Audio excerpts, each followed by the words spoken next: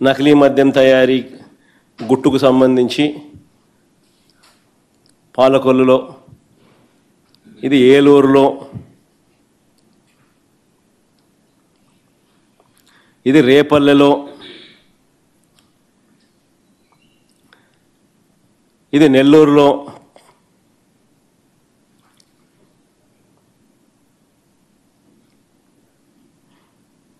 సరే అంతేనా?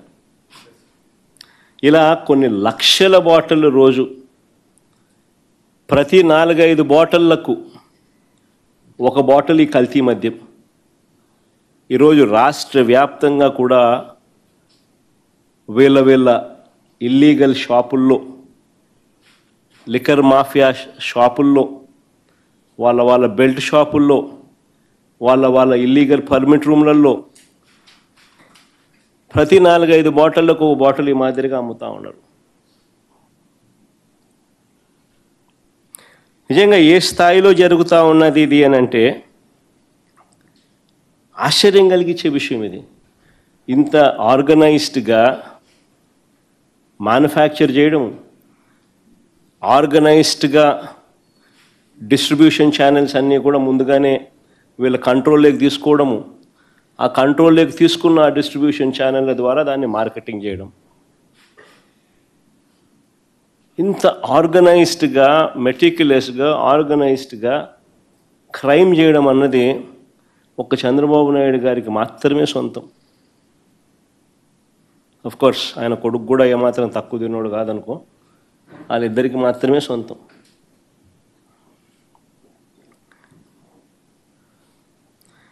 దీని నుంచి డైవర్ట్ చేయడానికి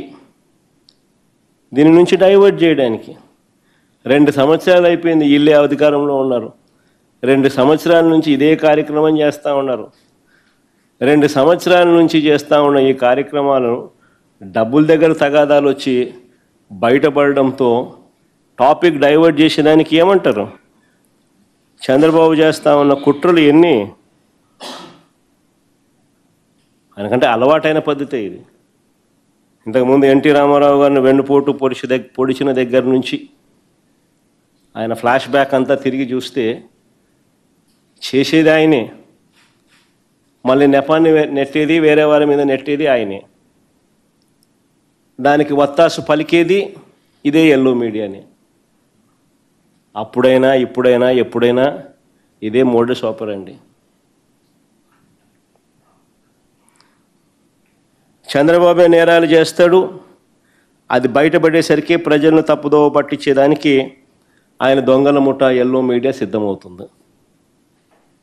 అంతా ఆర్కెస్ట్రేటెడ్గా ఒక అబద్ధాన్ని నిజమని చెప్పి నమ్మించే దానికోసం డైవర్షన్ పాలిటిక్స్లో చెప్పిన అబద్ధమే 100 సార్లు చెప్పే కార్యక్రమం జరుగుతూ పోతుంది.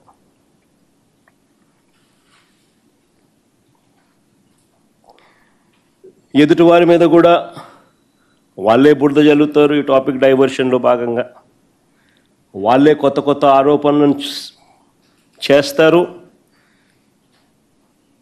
వాళ్ళే ఆ ఆరోపణలను నిజం చెయ్యాలి అని చెప్పి తాపత్రయంతో ఒక సిట్టు కూడా వేస్తారు. తప్పుడు విచారణ చేస్తారు, తప్పుడు సాక్ష్యాలను సృష్టిస్తాడు, తప్పుడు డ్రామాలు నడుపుతారు. ఇదేంటని ఎవరైనా పొరపాటున ప్రశ్నిస్తే వారిపై కూడా ముద్రేసేస్తారు. తప్పుడు ప్రచారాలు చేస్తూ వారిని కూడా జైళ్ళకు పంపించే కార్యక్రమం చేస్తారు. నిజంగా కొన్ని కామన్ సెన్సికల్గా అనిపించే కొన్ని ప్రశ్నలు అడుగుతాం. నకిలీ మద్యం వ్యవహారం వెనక ఉన్నది చంద్రబాబు మనుషులు. తంబళ్ళపల్లె టీడీపీ ఇన్ఛార్జ్ ఆయన, ఆ ఫోటోలో కనిపిస్తూ ఉన్నది తంబళ్ళపల్లెలో తెలుగుదేశం పార్టీ అభ్యర్థిగా పోటీ చేసిన వ్యక్తి. ఈయన పేరు జయచంద్రారెడ్డి. తెలుగుదేశం పార్టీ అభ్యర్థిగా ఈ వ్యక్తి జయచంద్రారెడ్డి అనే వ్యక్తి పోటీ చేస్తూ ఉన్నాడు. చంద్రబాబు నాయుడు అనే వ్యక్తి ఆయనకు బీఫామ్ ఇస్తూ ఉన్నాడు. పోటీ చేసిన వ్యక్తి, మొన్నటి ఎన్నికల్లో ఆ పార్టీ క్యాండిడేట్గా ఉన్న వ్యక్తి, మరో మరో వ్యక్తి జనార్దన్ రావు ఆయన పక్కనే ఉన్నాడు, జయచంద్ర నాయుడు పక్కనే, చంద్రబాబు నాయుడు పక్కనే, ఆయన జనార్దన్ రావు. ఈయన సురేంద్ర నాయుడు. చూడు, లోకేష్తోనూ చంద్రబాబుతోనూ చక్కగా పోజులు ఇస్తూ ఆ ఇంటిమెసీని కూడా చూపిస్తూ ఎంత చనువుగా ఉన్నారో కూడా మీరే చూడండి. ఇదంతా ఒకంతా మాఫియా.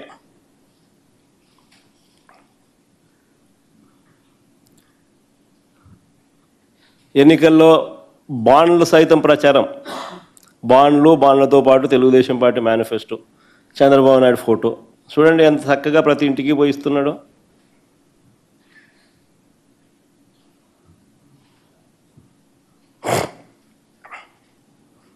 సరే, నేను అడుగుతా ఉన్నాను, ఈ జనార్దన్ రావు అని చెప్పి ఎవరైతే చెప్తా ఉన్నారో, జయచంద్ర రెడ్డి, సురేంద్ర నాయుడు, జనార్దన్ రావు అని వాళ్ళ ముగ్గురు ఇంతకుముందు ఫోటోలు చూపించిన.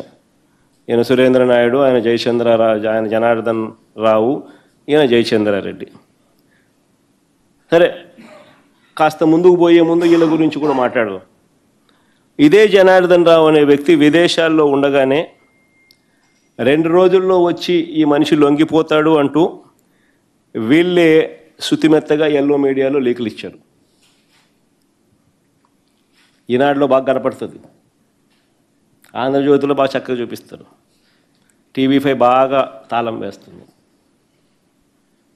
అంతే హాట్లైన్ కదా అందరిది.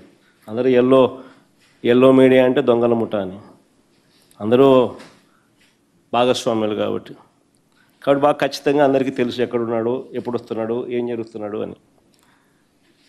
జనార్దన్ విదేశాల్లో ఉండగానే 2 రోజుల్లో వచ్చి లొంగిపోతాడంటూ శుతిమెత్తగా ఎల్లో మీడియాలో, పత్రికల్లో, టీవీల్లో వీళ్ళే రాసుకున్నారు. దీని సారాంశం ఏంటంటే, జనార్దన్ రావు ముందుగానే ఆయనతో వీళ్ళు మాట్లాడుకోవడం, ఆ వెంటనే ఆ జనార్దన్ రావు 2.5 సంవత్సరాల కిందటి నుంచి ఈ వ్యవహారం జరుగుతోందని ఆయన నోట్లో నుంచి అలా చెప్పించడం, దానికి పూర్తిగా ప్లేట్ ఫిరాయించే విధంగా ఆయనతో పూర్తిగా ఒక స్కెచ్ గీయించడం. సరే, అంతటితో అయిపోలా. ఒకవైపున ఇది చేస్తూ ఉండగానే మరోవైపున తంబళ్ళపల్లెలో టీడీపీ ఇన్ఛార్జ్ ఎవడైతే తంబళ్ళపల్లెలో టీడీపీ తరఫున పోటీ చేశాడో జయచంద్రారెడ్డి, ఆయన మీద ఒక బ్రాండింగ్. ఏమని? ఆయన మా పెద్దిరెడ్డికి అత్యంత సన్నిహితుడంట అని ఆయన మీద బ్రాండింగ్. వైఎస్ఆర్సీపీ ప్రభుత్వం ఉన్నప్పుడే నకిలీ మద్యం తయారీని మొదలుపెట్టారంట అని మళ్ళీ ఇదొక బ్రాండింగ్. మళ్ళా ఈనాడు, ఆంధ్రజ్యోతి, TV5 మళ్ళా తానా తందాన టప్ప మళ్ళా వేయడం. ఆశ్చర్యం కలిగించే విషయాలు. టీడీపీ పార్టీ నుంచి ట్వీట్ చేస్తూ ఇవన్నీ ఈ వ్యవహారాన్ని ఏకంగా ఆఫ్రికాలో మూలాలు ఉన్నాయంటూ కథ బిల్డప్ ఫర్దర్గా. సరే, ఇంకా కాస్త ముందుకు పోయినారు. మళ్ళీ ఇంకా కాస్త ముందుకు పోయేమన్నారు. అక్కడితో ఆగిపోకుండా చంద్రబాబు బరితికి అంతటితో ఆగిపోలా. అధికార దుర్వినియోగం అన్నది ఏ స్థాయిలో ఉంది అని అంటే, ప్రభుత్వంలో ఉన్న IVRS కాల్స్ అంట.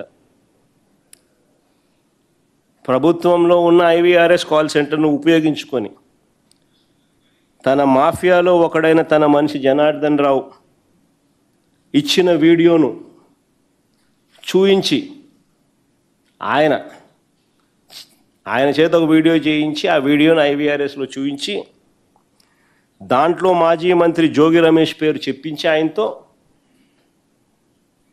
ఆ వీడియోలో ఉన్న వాయిస్కు మరికొన్ని వక్రీకరణలు జోడించి వాటిని ఉధృతంగా కూడా ప్రచారం చేయడం.